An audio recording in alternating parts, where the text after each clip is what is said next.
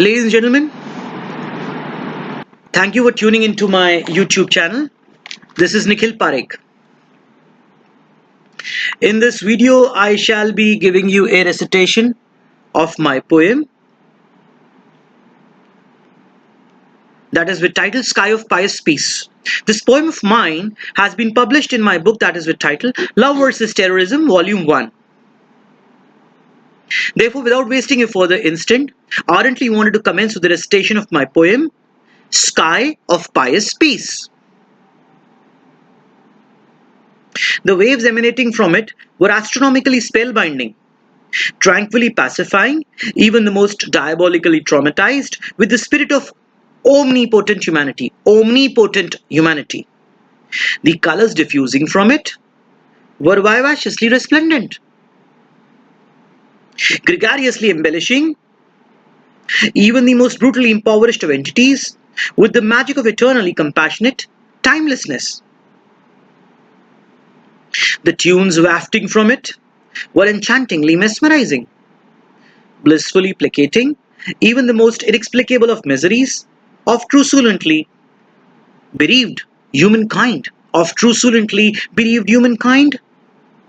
The rays wafting from it were omnipotently uniting.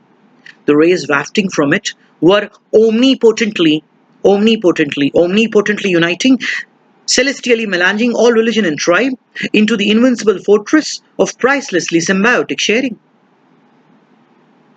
The winds disseminating from it were bountifully benevolent, philanthropically endowing the sacred essence of existence to every dwelling that they triumphantly gushed into. The droplets cascading from it were omnisciently healing, regally soothing even the most tyrannically macabre of pain with townships of enthrallingly beautiful symmetry. The reflections exuding from it were majestically ubiquitous, in which every organism alive could innocuously perceive the essence of its harmoniously synergistic survival. The mists floating from it, the mists floating from it were triumphantly tantalizing, marvelously engendering a cradle of silken paradise, even in the hearts of the most salaciously monotonous and devilish murderers.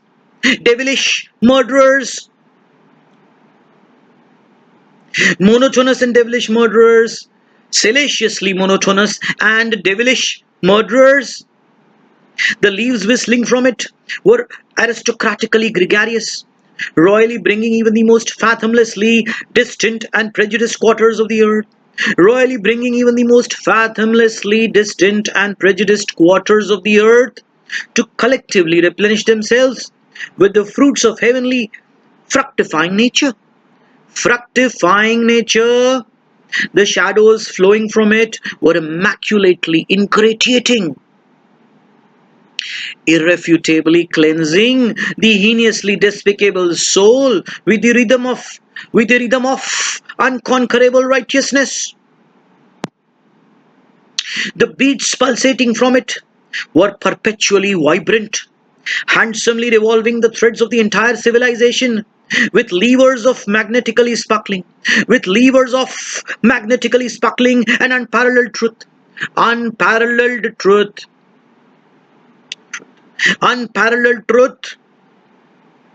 The rivers tumbling from it were perennially rhapsodic, transcending past the spuriously parsimonious entrenchments of abhorrent manipulation to spawn a valley of impregnable sensuousness. Impregnable sensuousness. The melody gallivanting from it was magnificently iridescent, victoriously towering over even the most insipidly mercurial iota of gruesome badness. With its profoundly unassailable sweetness,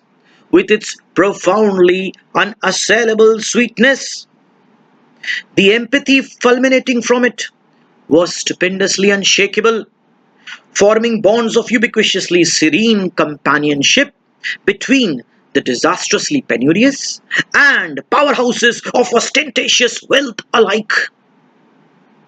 The charisma unveiling from it was incomprehensibly fantastic, casting its spell of exhilaratingly ebullient fantasy, casting its spell of exhilaratingly ebullient fantasy upon all those with an immaculately affable heart.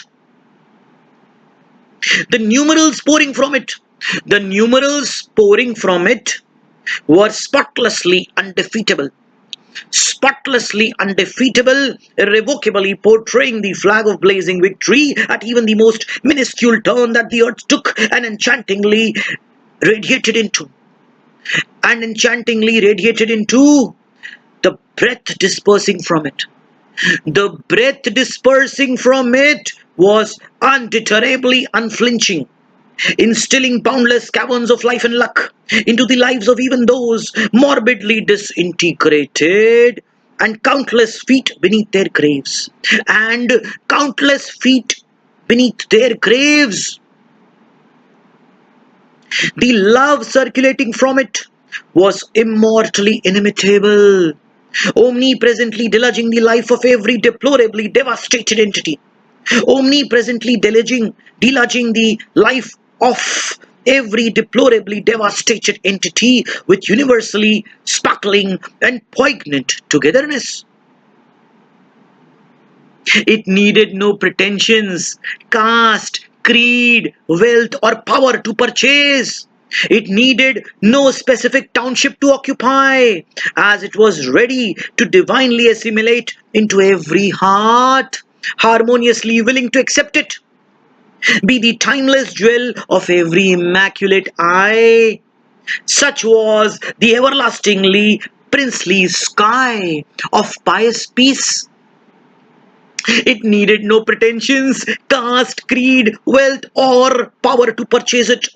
It needed no specific township to occupy, as it was ready to divinely assimilate into every heart, harmoniously willing to accept it, be the timeless jewel of every immaculate eye. Such was the everlastingly princely sky of pious peace. Thank you, ladies and gentlemen, for hearing me. From the innermost realm of my heart, I wanted to thank you for the victoriously brilliant patronization to my poetry.